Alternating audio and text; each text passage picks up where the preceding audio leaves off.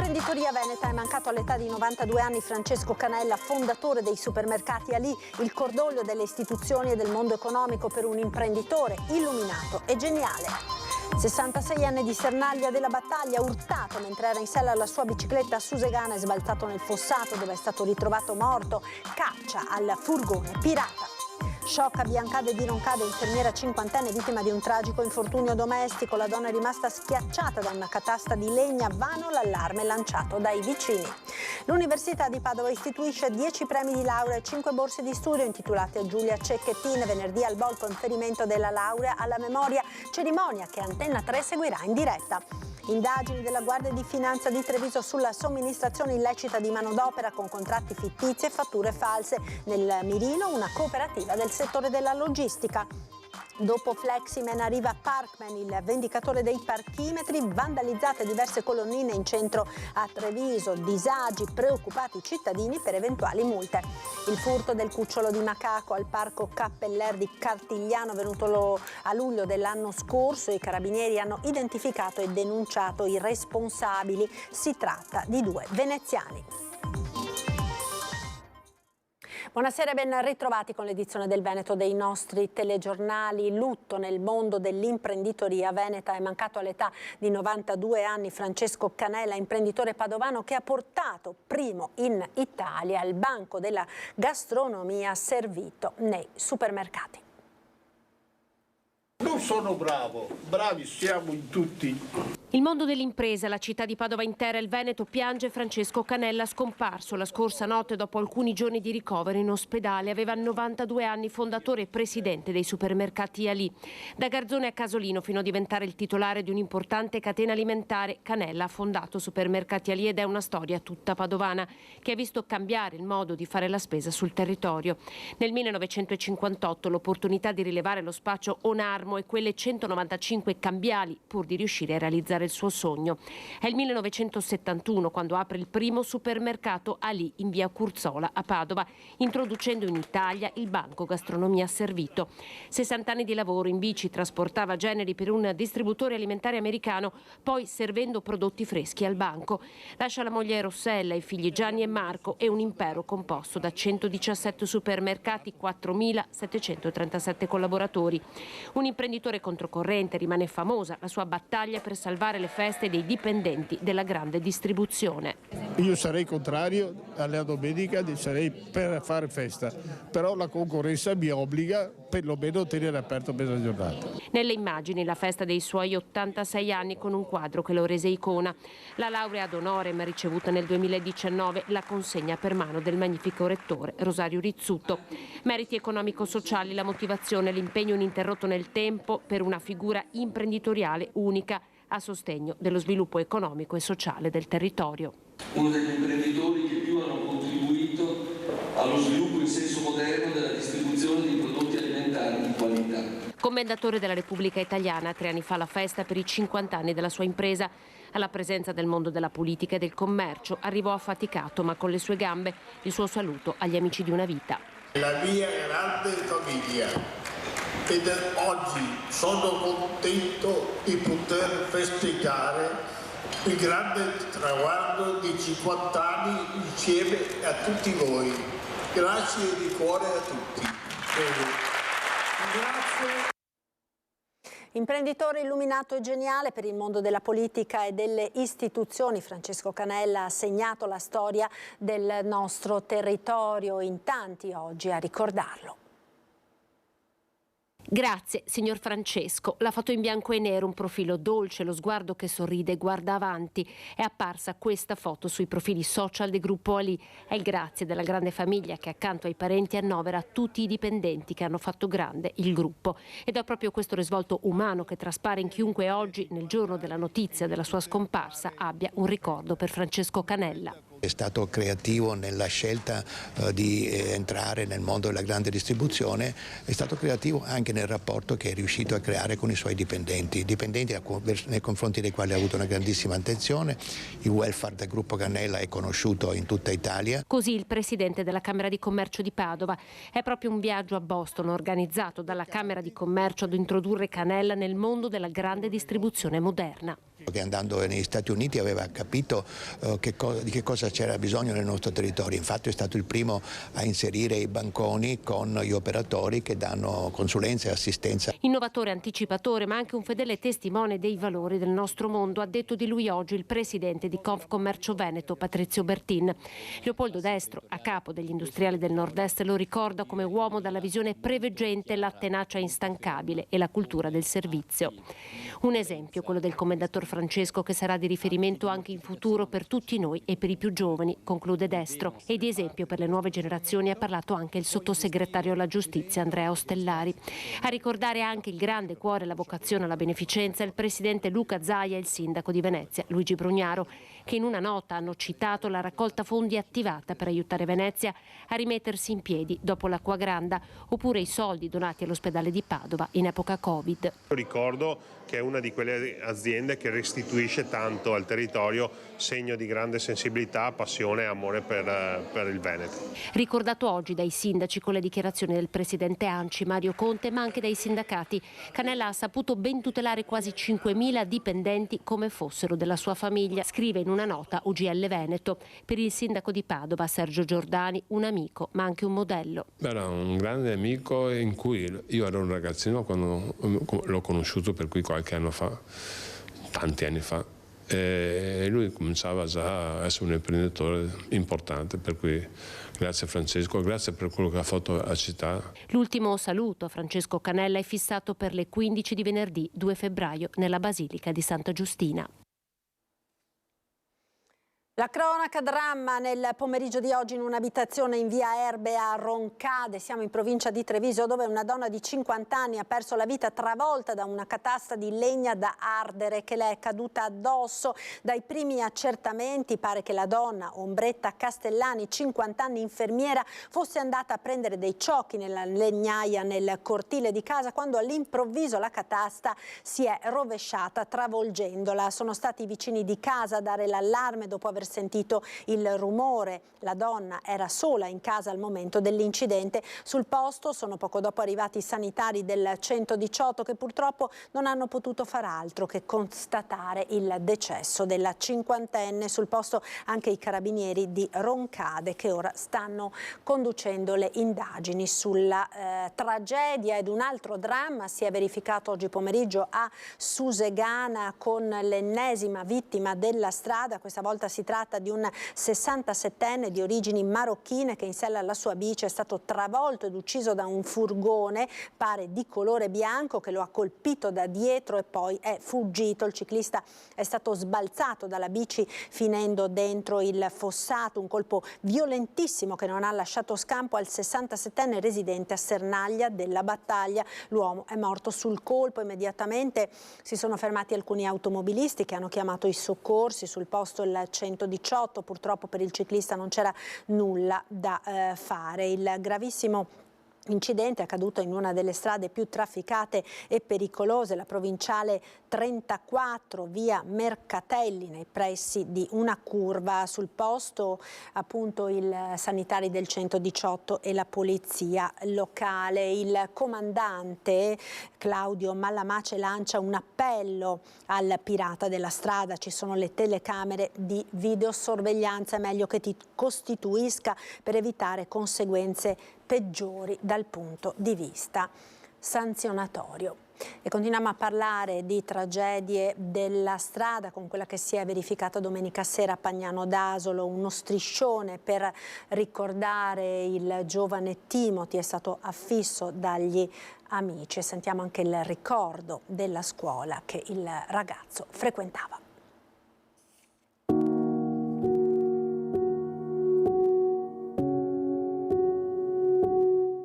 Timo dai gas lassù è il numero della sua motocicletta 188, è lo striscione che è stato affisso dagli amici, dai compagni di Timothy Dal Bello, il ragazzino che avrebbe compiuto 17 anni il prossimo 8 aprile, morto domenica pomeriggio in un drammatico incidente stradale. E a ricordare la sua passione per le moto anche Andrea Mangano, dirigente del CFP di Fonte, l'istituto che frequentava Timothy a indirizzo meccanico, assieme ai 3 amici amici, 3 compagni di scuola, tutti e 4 i giovani coinvolti nel terribile sinistro di domenica pomeriggio.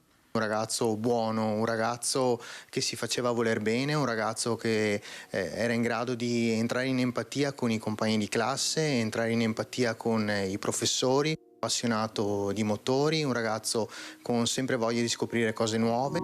Sul suo banco 3 rose bianche. Proprio venerdì della scorsa settimana aveva mostrato ad una nostra professoressa con orgoglio e con soddisfazione l'ottenimento del foglio rosa, del patentino della moto, e aveva detto: prof, ce l'ho fatta. E quindi questa ci lascia veramente ancora di più senza fiato e senza parole. E tutta la scuola si sta stringendo attorno alla famiglia di Timothy. Sono stato proprio questa mattina a casa e entrare in una famiglia colpita da un fulmine a ciel sereno sicuramente è qualcosa che ti turba.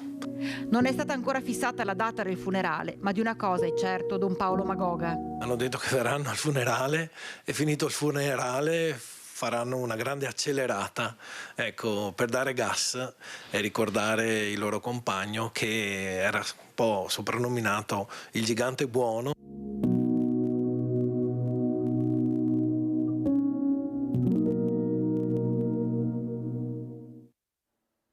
Processo per la morte di Davide Rebellin, anticipata di 2 mesi la prima udienza.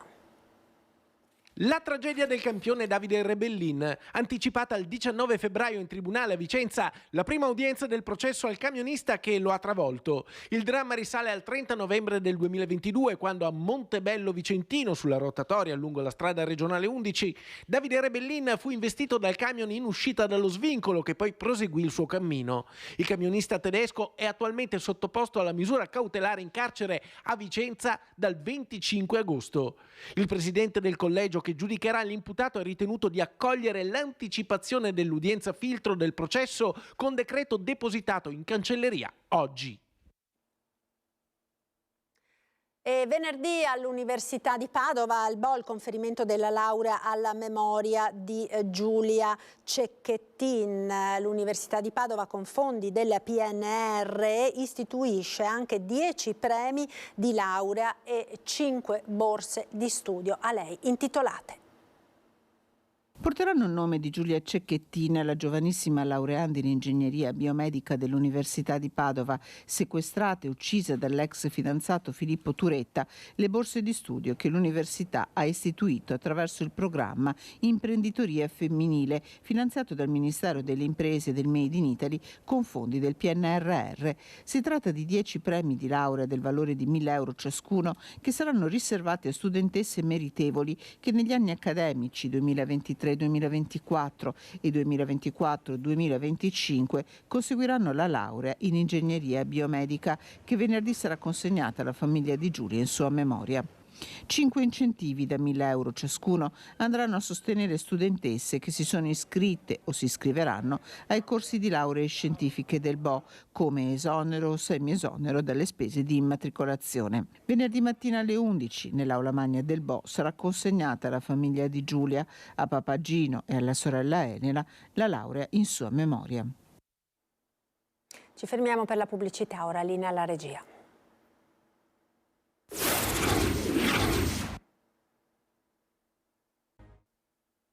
Eccoci di nuovo in diretta, continuiamo con la cronaca, con l'indagine della Guardia di Finanza di Treviso, nel mirino una cooperativa del settore della logistica. Abbiamo scoperto nel settore della logistica trevigiana falsi contratti d'appalto per l'ammontare di 7 milioni di euro. 12 imprenditori sono stati denunciati per emissione e utilizzo di fatture per operazioni di fatto inesistenti, nonché per reato di somministrazione illecita di manodopera. 690.000 euro il complessivo delle sanzioni erogate, 14 le società coinvolte, tra le quali una cooperativa trevigiana attiva nel settore della logistica. La cooperativa trevigiana che abbiamo verificato non ha fatto altro che realizzare un uso distorto del contratto d'appalto di servizi. Dalle verifiche delle Fiamme Gialle è infatti emerso che i rapporti di lavoro con i vari committenti erano sprovvisti del rischio di impresa e dell'organizzazione autonoma dei mezzi e delle risorse, elementi che rendono legale un appalto. La totale assenza di un potere direttivo nei confronti dei lavoratori che erano di fatto soggetti alle indicazioni delle società che avevano stipulato questi falsi contratti d'appalto. Gli operai infatti timbravano le loro presenze nelle sedi dei committenti e non nella cooperativa, la quale, è emerso, emetteva le fatture solo dopo aver ricevuto dai clienti il monte ore accumulato dai propri dipendenti. Operazioni illecite che hanno come obiettivo l'assunzione di manodopera a basso costo. Utilizzare falsi contratti d'appalto per aggirare la normativa da parte di chi dovrebbe essere iscritto in apposito albo e autorizzato dal Ministero del Lavoro e delle Politiche Sociali crea le condizioni per lo sfruttamento dei lavoratori. Vi ricorderete il caso del furto del piccolo macaco dal parco Cappeller di Cartigliano? Era lo scorso luglio. Ebbene, i carabinieri hanno identificato e denunciato i responsabili. Lo avevamo conosciuto così, Forrest, il cucciolo di macaco rubato a luglio dal parco faunistico Cappeller di Cartigliano, riportato alla sua mamma dopo che le era stato letteralmente strappato dalle braccia qualche ora prima, a furia di botte che non avevano risparmiato nessuno dei 6 componenti della famiglia di macachi. Si tratta di una specie protetta inserita all'interno dell'appendice seconda della CITES, ovvero la Convenzione sul commercio internazionale di specie animali e vegetali minacciate di estinzione, il cui commercio è strettamente regolamentato proprio per tutelarne la sopravvivenza. Il cucciolo, appartenente appunto ad una specie protetta, era stato restituito il giorno dopo il furto da una persona che aveva dichiarato di averlo notato dentro una gabbia lasciata lungo la strada nel Veneziano.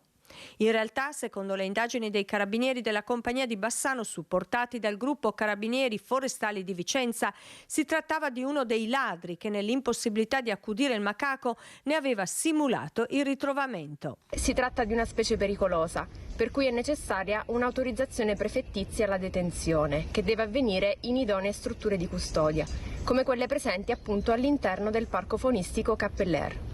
L'uomo, assieme alla famiglia e ad alcuni conoscenti, si era recato in visita al parco faunistico. Con un complice, la sera stessa, aveva rubato il cucciolo dopo aver picchiato violentemente la famiglia di macachi con dei bastoni.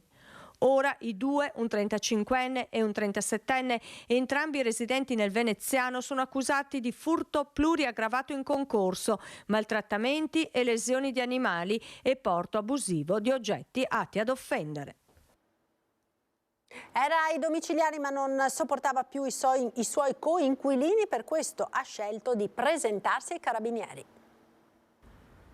Non sopporto più i miei coinquilini, portatemi in carcere. È quello che ha detto un albanese di 34 anni ai carabinieri presentandosi alla caserma di Via Rismondo a Padova ieri sera. L'uomo, che stava scontando la sua pena agli arresti domiciliari, ha preferito evadere e presentarsi dagli uomini dell'Arma che passare ancora del tempo in casa in compagnia dei suoi coinquilini, con i quali evidentemente non andava d'accordo. Il 34enne è stato quindi arrestato e portato nella camera di sicurezza della caserma in attesa del processo per direttissima. Ed ora a Treviso con quanto accaduto nella notte, dove sono stati vandalizzati diversi parchimetri cittadini. Vediamo. Arrivo qua per lavoro, è rotto e si fa come si fa. Faccio una foto e la contesterò se dovesse arrivarmi la multa. Non ho modo di poter pagare, voglio pagare, non posso pagare, cosa devo fare? Mi arrangerò, se me la contesterò fino alla morte. Io i soldi ce li ho, ma non so dove andare a parcheggiare, cioè non posso pagare. Dove si va a pagare? Mi sto domandando, è il terzo che trovo così, non si può pagare. Dove è stato lei prima? Sono stato in Città Giardino, lì ce ne sono 2. Questo è il terzo, anzi 4, tutti così.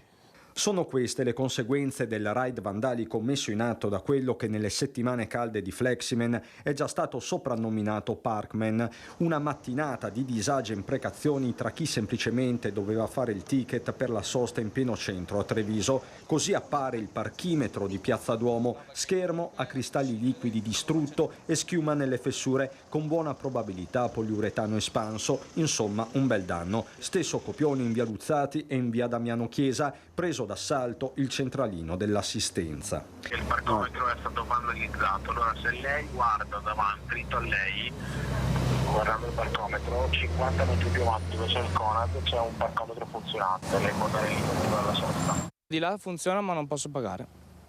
Appena mai? Perché il codice non risulta esistente nell'altra colonnina, probabilmente sarà legato alla zona d'appartenenza delle colonnine, quindi c'è codici specifici per area e quindi non per tutta quanta la città di Treviso praticamente. E come per Fleximan, anche Parkman solleva reazioni contrastanti nelle ore in cui la stessa polizia locale sta scandagliando le telecamere della zona. Se il comune ti mette una tassa del parcheggio che certe volte dici pago questa tassa tutto il giorno, questo, uno magari dice che basta, però questo non è il modo di comportarsi, basta essere persone civili. Beh, facciamoci qualche domanda.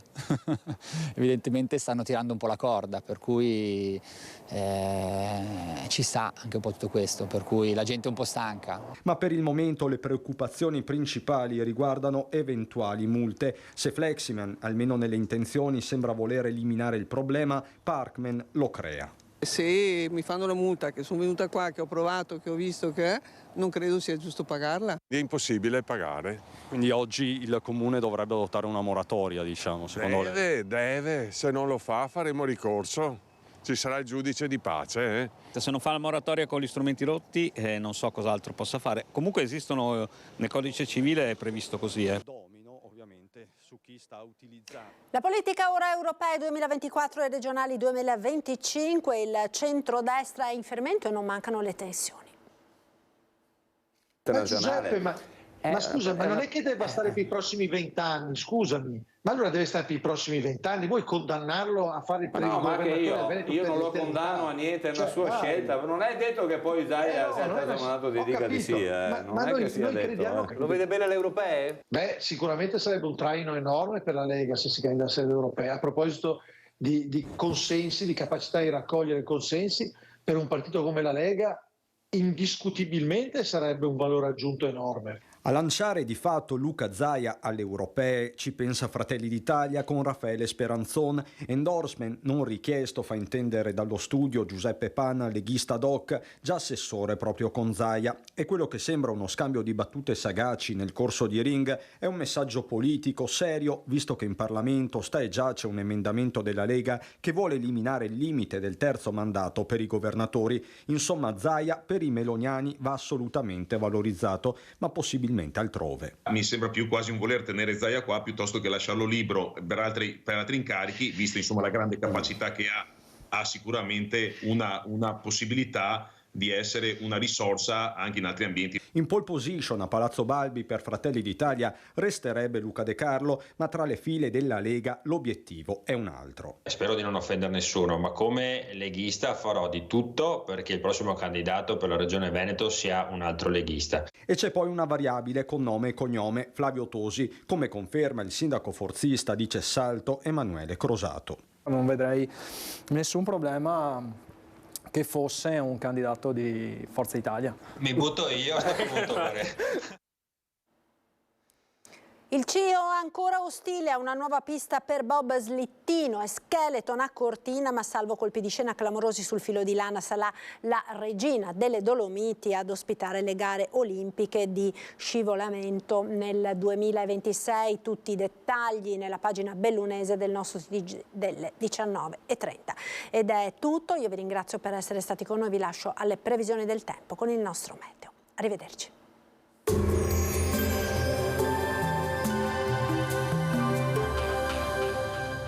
Cooperativa Agricola Volpago offre carne fresca di prima qualità. Ci trovi a Volpago del Montello, Pieve del Grappa, Tre Baseleghe e presso lo spaccio del contadino a Dolo e Massanzago. Bentrovati al meteo. Anticiclone ancora protagonista, condizioni stabili che si traducono in ristagno di inquinanti, nebbia in pianura e clima piuttosto mite. Vediamo il dettaglio di giovedì 1 febbraio. Sul Veneto il mese inizia senza particolari sconvolgimenti rispetto ai giorni scorsi, dunque cielo a tratti sereno con qualche velatura. Avremo varie foschie sulle zone pianeggianti, precipitazioni assenti, salvo più che altro qualche fiocco di neve in quota sulle Dolomiti. Temperature stazionarie o in lieve calo, minime intorno a 0 o di poco inferiori, massime tra 5 e 6 gradi. Ci spostiamo ora sul Friuli Venezia Giulia. Anche in questo caso di notte e al mattino sulla costa tra Lignano e Grado possibili nebbie, cielo sereno o poco nuvoloso ovunque a seguire. Temperature minime tra -2 e 2 gradi, massime sui 5-9 gradi. Infine diamo uno sguardo alla situazione del Trentino Alto Adige, dove sarà piuttosto soleggiato con locali nevicate sui settori di confine, specie a partire dal pomeriggio. Temperature minime tra -1 e 2 gradi, massime sui 9-11 all'incirca. Dal meteo di Antena 3 per ora è tutto, grazie per l'attenzione. Arrivederci.